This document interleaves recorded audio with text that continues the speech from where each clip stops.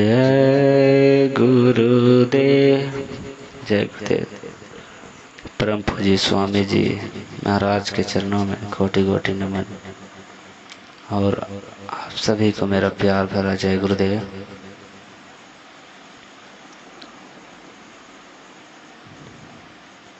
परम पूज्य स्वामी जी महाराज का जयपुर का सत्संग, जो कि 1 जनवरी 1972 को हुआ था,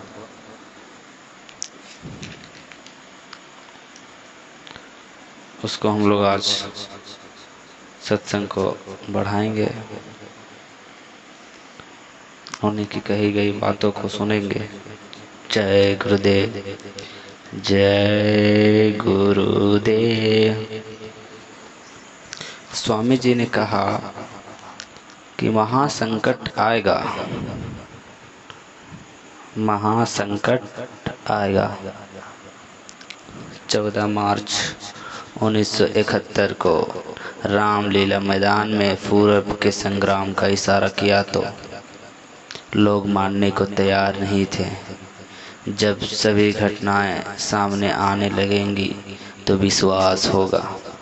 अब पश्चिम का पाकिस्तान भी समाप्त हो जाएगा, या उसके विधान में नहीं है, सारा हिंदुस्तान है।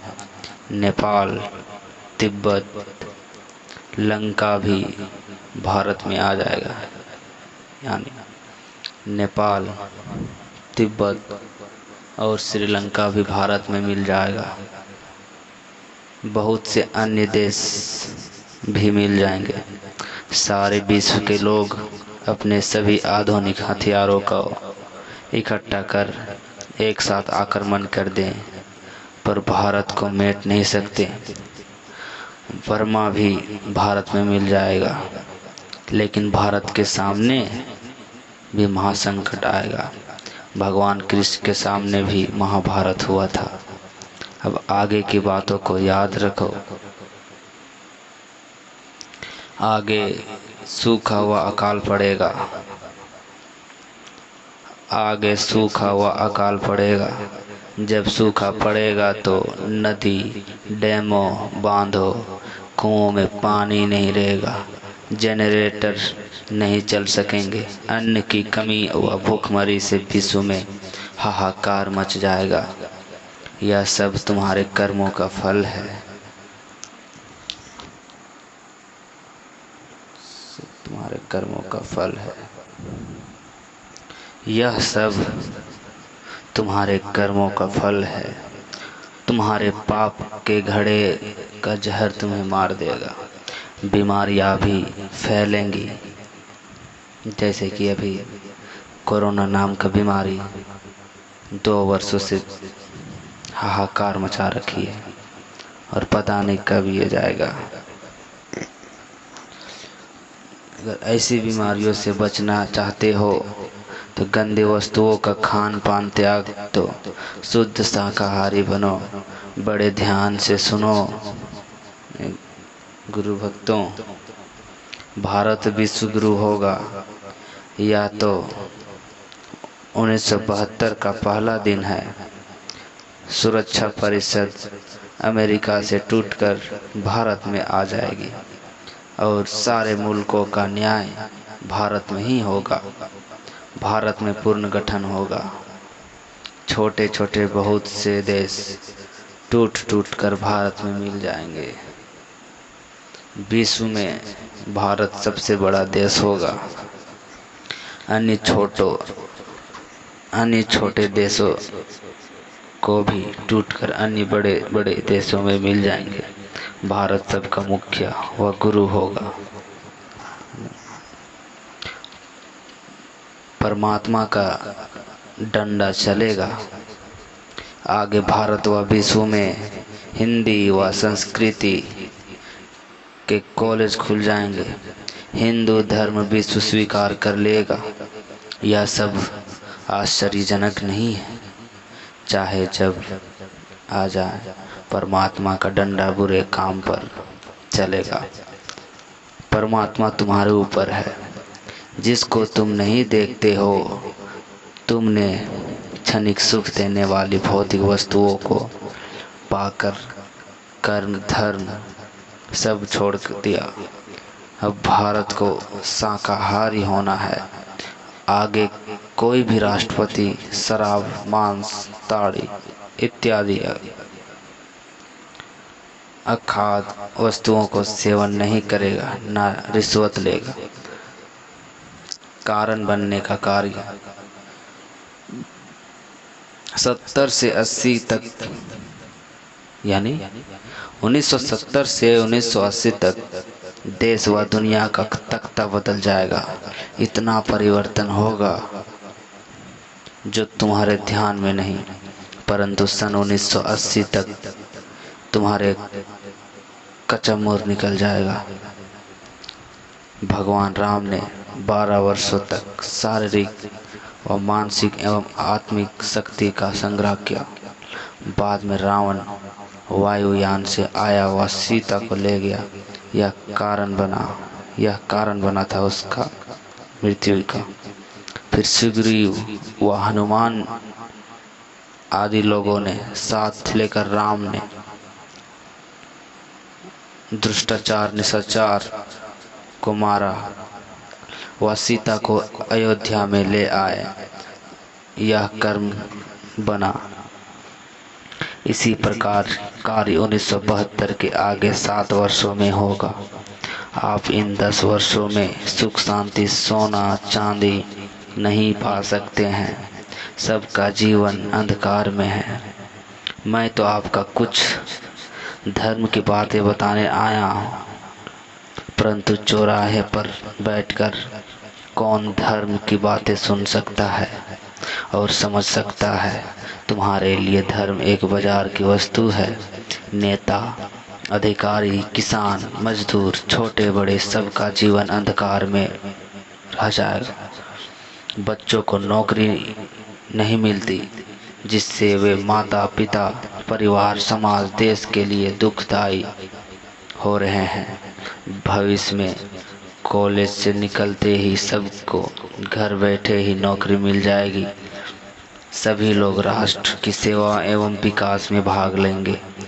बच्चों को अंग्रेजी के स्थान पर हिंदी व संस्कृत पढ़नी चाहिए, अन्यथा उनको भविष्य में अच्छा पद नहीं मिलेगा। चरित्र दूषित ऊपर से एक समाज उतारा गया। उनके निर्देशन के लिए एक महान आत्मा का जन्म हो चुका है। ये सभी शक्तियाँ इस महात्मा के निर्देशन अनुसार सही काम करेंगी। गऊओं को काटना तो दूर रहा, शराब, मांस, मछली की जैसी सभी दुकानें बंद कराई जाएंगी। यह परिवार नियोजन, जिसमें किसानों व मजदूरों की गाढ़ी कमाई का साल में 10 अरब रुपया व्यय होता है, बंद कर दिया जाएगा। इन सिनेमा ने बच्चों का चरित्र दूषित कर दिया, यानी गंदे गंदे फिल्मों ने बच्चों को मन बहुत से भटका दिए। अतः इन्हें बंद कर दिया जाएगा। यदि रहेंगे भी तो बहुत उच्च कोटि के चरित्र उठाने वाले सिनेमा रहेंगे। महान शक्तियों की सेवा एवं त्याग से इन्हें लोग स्वीकार करेंगे। कहने से कोई मानने को तैयार नहीं जब तक काम करके ना दिखाया जाए। कहने के लिए बहुत सी बातें हैं, परंतु ज़रूरत के अनुसार सुनाता हूँ, वरना लोग मेरी नकल करने लगेंगे। बाबा जी कह रहे हैं कि यह मैं जो कुछ भी सुनाता हूँ वह रात को स्वप्न में कोई मुझे बताता है, जो आपको ये बातें सुनाने को विवश करता है। वह कोई भी हो, परंतु इसकी एक भी बात गलत नहीं हो सकती। कहने पर लोगों को पहले भी विश्वास नहीं होता था और आज भी नहीं होता है, परंतु अब होने लगेगा। तो समय आने पर स्वतः ही विश्वास होने लगेगा। 1 बीघे में 100 मन गला, यानी हमारे सिपाही जिन्होंने सीमाओं पर जान की बाजी लगाए हुए हैं, वे मजदूरों एवं किसानों के बच्चे हैं।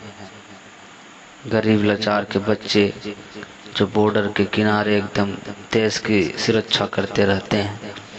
अतः इन देशभक्तों को प्रारंभिक वेतन इतना मिलना चाहिए जिससे वे अपना एवं अपने परिवार का पालन पोषण कर सके। इसलिए भविष्य में पुलिस व फौज के सिपाहियों को कम से कम 300 रुपये प्रारंभिक वेतन, महंगाई व भत्ता छोड़कर मिलेगा। मजदूर भी 8 रुपये रोज पाएगा। वह सस्ती इतनी होगी कि 2 रुपये खर्च नहीं होंगे। बचा हुआ रुपया ब्याह, शादी आदि भविष्य के काम में आएंगे। 1 बीघा भूमि में 100 मन गला होगा। अतः किसान मजदूरों को मजदूरी 8 रुपये दे देगा। प्राइमरी स्कूलों के अध्यापकों को भी प्रारंभिक वेतन 300 होगा। यह सब इस भूमि से मिलेगा, भारत भूमि से मिलेगा। हीरा ज्वारत इन पहाड़ों से इतना निकलेगा कि घर घर में स्त्रियां इनके गहनों से लदी रहेंगी। चोरी का नाम नहीं होगा।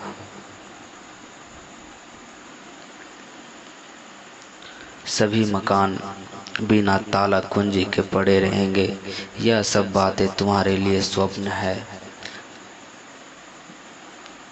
किसानों का कर्जा माफ, तुम्हें क्या मालूम था कि यही खा पतन हो जाएगा। तुम्हें क्या मालूम कि रातों रात परिवर्तन हो सकता है।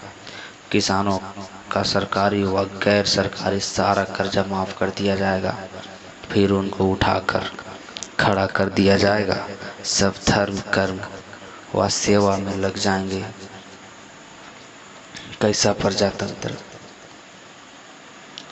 घबराए नहीं। प्रजातंत्र हो कैसा जो घबराए नहीं। समाज का कोई अंग बचेगा नहीं। सेठ साहूकारों का पैसा, जमीन, मकान नहीं लिया जाएगा, लेकिन कोई बिना भोजन, कपड़ा व मकान के नहीं रहेगा। बाबा जी, स्वामी जी महाराज ने सही बोला। जब सबको हर घर में हर एक आदमी को घर मिल रहा है और मिलेगा ही, कोई भीख मांगता दिखाई नहीं देगा। लेकिन इस सामान को भी सभी यही ही छोड़कर चले जाएंगे। कोई साथ नहीं ले जाएगा। सभी सुबह शाम परमात्मा की आराधना करेंगे। किसानों व रखवाले का उदाहरण देते हुए बाबा जी ने कहा कि प्रजातंत्र के रखवालों ने प्रजा की काट लिया है। क्या यह प्रजातंत्र है? स्वामी जी ने कहा कि एक किसान था। उसने खेत को बनाया, सींचा, बोया, फसल आई, बहुत अच्छी फसल आई थी। किसान का दिल बाग बाग था। वह खुशी में फूला नहीं, समाता नहीं। तभी वह बीमार पड़ा। वह फसल की रखवाली करने में असमर्थ हो गया। उसने फसल की रखवाली के लिए पड़ोसी को रखा। पड़ोसी ने मजदूरी लेकर रखवाली करने का वादा किया। प्रजातंत्र के रखवाले लोग ने क्या किया? जय गुरुदेव। तो पड़ोसी रखवाली करने लगा। उसने फसल को देखा तो उसके मुंह में पानी आने लगा। उसकी नीयत खराब होने लगी। तब तक फसल पक कर तैयार हो गई। अब फसल की कटाई का समय आया। रखवाले ने सोचा कि क्यों ना इसे काट कर घर में रख लिया जाए।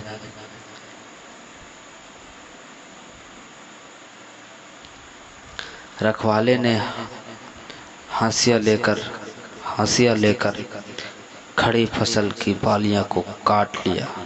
रखवाला करता था, जिसका मालिक जो रखवाला करता था, वो जो फसल था उसको काट के अपने घर ले आया और अपने घर उठा के ले आया। फसल के पेड़ों को काटकर खलिहान में इकट्ठा किया और तब किसान से जाकर कहा कि भाई, तुम्हारी फसल को काटकर हमने खलिहान में इकट्ठा कर दिया है, उसे अब मार कर अनाज निकाल लो, नहीं तो कहोगे कि रखवाले ने ले लिया। बेचारा किसान उस रखवाले का बड़ा शुक्रगुजार हुआ, बहुत धन्यवाद किया। अब वह ठीक हो रहा था। उसने रखवाले को मजदूरी दी, वह अपने घर चला गया। प्रजा बेचारी ठन ठन गोपाल।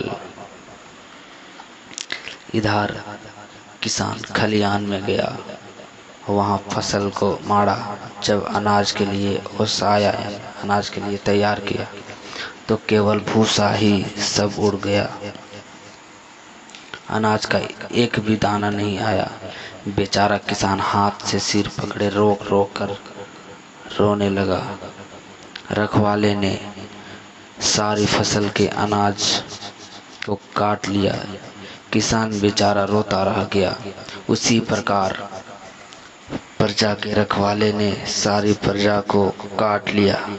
अब प्रजा बेचारी ठन ठन गोपाल करने लगी। तो प्रजा का काम कैसे करें, सुनिए आगे। बाबा जी बताते हैं कि सरकार कहती है कि केरोसिन तेल इफरात मिलता है, फ्री में मिलता है। मैं अभी भरतपुर जिले का दौरा कर रहा था, वहाँ तेल 2.5 रुपये लीटर मिल रहा था, किरासन तेल। भरतपुर से गुड़गांव तक यही सुनने को मिला कि इस संकट काल में सेठ व साहूकारों को समझदारी से काम करना चाहिए था। सरकारी अफसरों कर्मचारियों को प्रजा का काम 10 मिनट में करना चाहिए। सोचो, उधर हमारे जवान जान की बाजी लगा रहे हैं और हम रिश्वत ले व समय पर काम ना करें तो बहुत बुरी बात है। भविष्य का यह इतिहास। अभी सोनपुर बिहार से दिल्ली मथुरा तक 1500 मील की साइकिल यात्रा निकाली गई।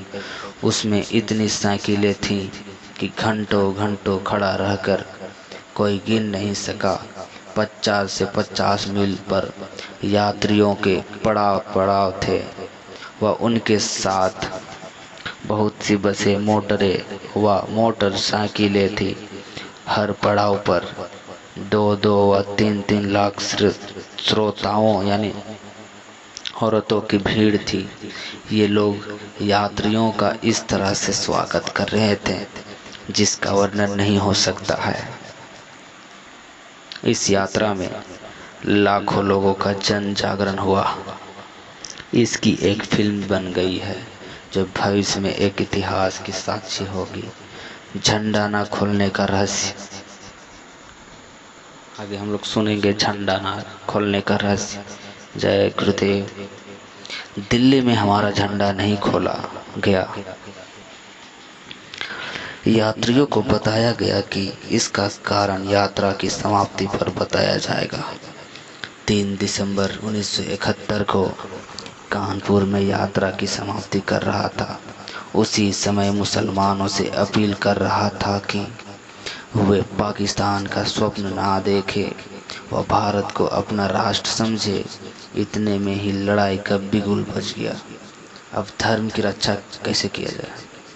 धर्म की रक्षा के लिए राजस्थान, हरियाणा, यूपी, उत्तर प्रदेश सब जगह यह आवाज़ है कि बाबा जय गुरुदेव को गिरफ्तार कर लिया। हमको कौन गिरफ्तार करेगा? यानी स्वामी जी महाराज कहते हैं, सुना रहे हैं कि हमको कौन गिरफ्तार करेगा? करे कल्लू मल्लू व पकड़े जाए जमाल खां। यह जय गुरुदेव सबकी जबान पर आकर रहेगा। हम हिंदू मुसलमान सभी मानव मात्र से प्रेम करते हैं। यानी बाबा जी हम लोग सभी हिंदू मुस्लिम सिख ईसाई सभी प्रेमी भाइयों से प्रेम करते हैं। तुम्हें क्या मालूम, मैंने सभी के घर जाकर लोगों को जगाया है। उसको देखकर लोगों ने दांतों तले अंगुली दबाया है। हम मुसलमानों बनकर मस्जिद में नमाज पढ़ने को तैयार हैं, परंतु जो हम नहीं करते उसको ना करने के लिए आप तैयार हो जाएं। देश परिवार समाज व धर्म की रक्षा के लिए अर्जुन की तरह गांडीव लेकर दुर्योधन का मुकाबला करें। विश्व दांतों तले उंगली दबाएगा। स्वामी जी कहते हैं कि मैं सबसे प्रेम करता हूँ, परमात्मा की प्राप्ति का रास्ता बताता हूँ। जब लड़ाई का समय आया तो ऊपर की एकता बना ली, परंतु वास्तव में दिलों की एकता और प्रेम समाप्त हो गया। और दिल में आग जल रही है, उसको केवल परमात्मा समदर्शी ही बुझा सकता है। जब तक इस आग को शांत करने का मसला नहीं मिलेगा, तब तक शांति नहीं मिलेगी। हमने दिल्ली में कहा था कि बाबा जी बोल रहे हैं, बाबा जी बता रहे हैं कि हमने दिल्ली में कहा था कि बांग्लादेश को मान्यता ना दे, परंतु मान्यता देकर फिर एक विवाद खड़ा कर दिया। 1981 के बाद एक वक्त ऐसा आएगा कि भारतीय विज्ञान को देखकर विश्व दांतों तले अंगुली दबाएगा। महान शक्तियों की कृपा से यदि एटम बम भी डाला जाएगा तो बिना विस्फोट हुए नीचे उतार लिया जाएगा। यह सन 1972 का समय अच्छा नहीं है। अपने को कारण मत बनने दो। यदि भारत कारण बना तो विश्व युद्ध अवश्य होगा। हमने लड़ाई शुरू होने पर इंदिरा, भारत की तत्कालीन महिला प्रधानमंत्री, तभी भारत की तत्कालीन महिला प्रधानमंत्री थी इंदिरा गांधी, को तारा टेलीग्राम तत्समय का एक त्वरित संचार माध्यम दिया था कि जवानों बढ़ते चलो, तुमको सफलता मिलेगी। अंदर से पूरी शक्तियां काम कर रही थी। नुकसान कितना भी हो जाए, परंतु अब भारत को कोई ले नहीं सकता। और क्या क्या होगा आगे बाबा जी बताते हैं कि तमाम मुल्कों को भारत के नियमों का पालन करना होगा, लेकिन 1970 से 1980 तक नहीं, 70 से 80 तक कोई माई का लाल भारत की गरीबी को दूर नहीं कर सकता। यानी 1970 से 1980 तक कोई माई का लाल भारत की गरीबी को दूर नहीं कर सकता। वह देश में सस्ती को नहीं ला सकता। समाज, धर्म, जातियां, आदमी, बच्चे लड़ेंगे। मुसलमानों की जनसंख्या आपस में लड़कर सब जातियों से कम रह जाएगी। चीन की आबादी नष्ट हो जाएगी। वह बचे हुए लोग की रक्षा भारत करेगा। पश्चिम के देशों में एक बड़ा विवाद होगा। बाबा जी ने सही कहा कि पश्चिम के देशों में विवाद होगा, और अभी हो रहा है। इजराइल, फिलिस्तीन और ईरान अरबी देशों में हो रहा है और होगा ही कि पश्चिम के देशों में एक बड़ा विवाद होगा। पूर्व से जहां सूरज निकलता है पश्चिम तक भारत का साम्राज्य होगा। यानी जहां से सूर्य निकलता है और जहां डूबता है वहां तक भारत का राज्य होगा। कानून बदलेगा। बाबा जी आगे बताते हैं कि नेताओं, अधिकारियों, वकीलों में परिवर्तन होगा। अभी मैं केवल पतियों का वर्णन कर रहा हूँ। डालियों का वर्णन करने लगूं तो तुम्हारी नींद हराम हो जाएगी। गद्दी नहीं चाहिए, आगे बाबा जी बताते हैं कि एक व्यक्ति ने प्रश्न किया कि क्या आप दिल्ली की गद्दी चाहते हैं? गद्दी में लेकर क्या करूँगा? बाबा जी बोलते हैं कि मैं गद्दी लेकर क्या करूँगा? गद्दी उनके पास रहे हैं, लेकिन गद्दी वाले बुरी चीज़ों को छोड़कर गद्दी पर बैठे, अन्यथा अनैतिक कार्य करते रहें तो उन्हें गद्दी छोड़नी होगी। फिर उस व्यक्ति ने पूछा कि क्या आप चुनाव में खड़े होंगे? बाबा जी को पूछ रहे हैं कि क्या आप चुनाव में खड़े होंगे? मैं क्या चुनाव में खड़ा होऊंगा? यदि मैं चुनाव में किसी गधे को भी खड़ा कर दूं तो वह भी इन लोगों से अच्छे काम करेगा। सही बोल रहे हैं बाबा जी। या मद्यपान रहित होगा, यानी कभी दारू मांस नहीं करेगा, किसी की निंदा नहीं करेगा, रिश्वत नहीं लेगा। आज के सरकार तो रिश्वत लेते हैं, किसी को कानों कान खबर नहीं लगता है। वह देश की सेवा में हमेशा लगा रहेगा। वह आवश्यकता हुई तो देश के लिए बुलंद आवाज में बोलेगा। जिस व्यक्ति ने 10 करोड़ आदमियों में परिवर्तन कर दिया, वह क्या नहीं कर सकता? सब बोझा ढोना होगा। जय गुरुदेव। स्वामी जी महाराज आगे बताते हैं कि एक समय आ रहा है जब आप कहेंगे कि भोजन मुंह से नहीं कर सकते हैं तो हमें सूंघा ही दे। मैं चाहता हूं कि आप इस परिस्थिति से बचे। मैं चाहता हूं इस परिस्थिति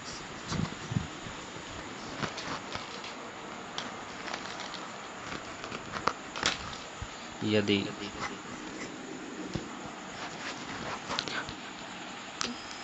तुम अपने कुकर्मों की माफी मांगकर उसको याद करने लगोगे तो तुम्हारी आने वाली तकलीफ 1 आना, 2 आना, 8 आना, 12 आना व किसी किसी की 16 आना तकलीफ कम हो जाएंगे।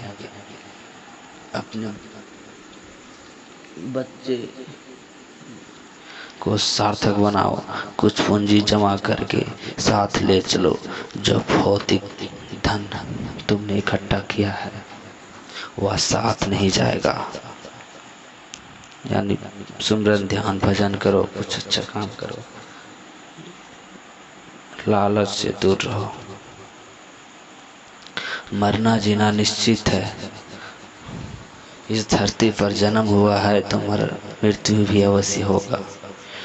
देश, समाज व परिवार में क्या हो रहा है? लड़ाइयाँ अभी भी होंगी, टैक्स अभी और लगेंगे। मजदूर, किसान, दफ्तरों वाले सब सुन ले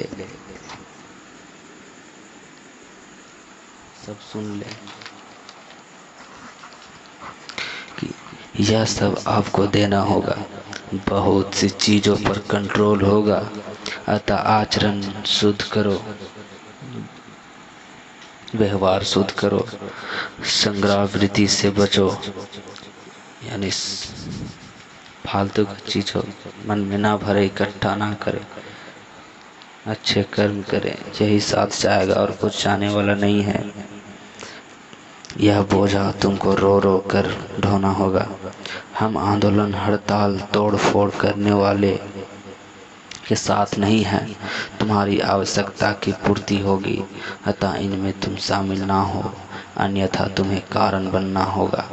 सुधार का उपाय। एक राज्य की व्यवस्था बिगड़ गई तो राज्य के सभी परिजनों ने इकट्ठे होकर इस समस्या के समाधान की चर्चा की। 2 मंच बनाए गए। एक मंच पर प्रतिष्ठित व्यक्ति बैठ गए। उन्होंने उपस्थित समुदाय से कहा कि कोई देश की हालत सुधारने का बीड़ा ले सकता है। एक बुढ़े ने खड़े होकर कहा, मैं कर सकता हूँ। उसे दूसरे मंच पर बैठाया गया। उसने खड़े होकर कहा, क्योंकि आपने मुझे देश सुधारने का बीड़ा दिया है, अतः आप सब लोगों को मेरे आदेश का पालन करना होगा। बाबा जी बताते हैं सब लोग स्वीकार कर लें, और कर भी लिया। उस बुढ़े ने एक लंबी रस्सी बांध दी और कहा, देश के सभी बुद्धिमान व्यक्ति इस रस्सी के पीछे आ जा। बुद्धिमान लोग उठकर रस्सी के पीछे आ गए।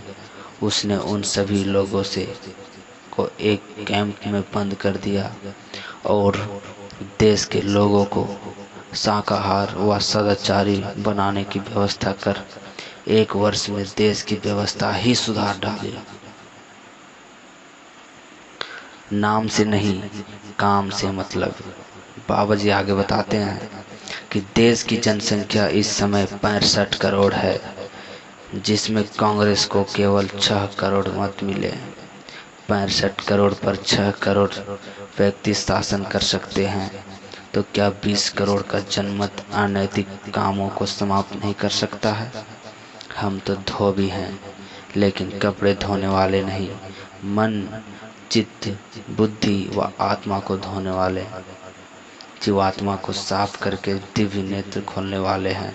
मैं कोई भगवान नहीं हूँ, तुम्हारी तरह 3.5 हाथ का एक आदमी हूँ। कई लोग मुझे सुभाष बताते हैं, लेकिन तुम्हें नाम से क्या मतलब है, काम से मतलब है। मैं कोई भी हूँ। राम पर कैकेयी ने शंका की थी, कृष्ण पर भी विश्वास नहीं किया गया था। तुम्हारे यहाँ भी राम कृष्ण पैदा हो गए हैं।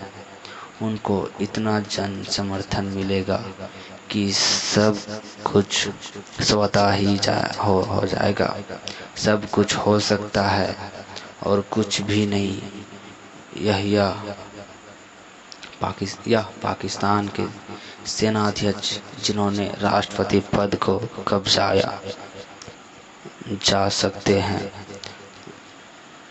वह भुट्टो पाकिस्तान के 9वें प्रधानमंत्री जुल्फिकार अली भुट्टो को आ सकते हैं, तो भुट्टो भी जा सकते हैं। वर्तमान राष्ट्रपति व प्रधानमंत्री भी जा सकते हैं।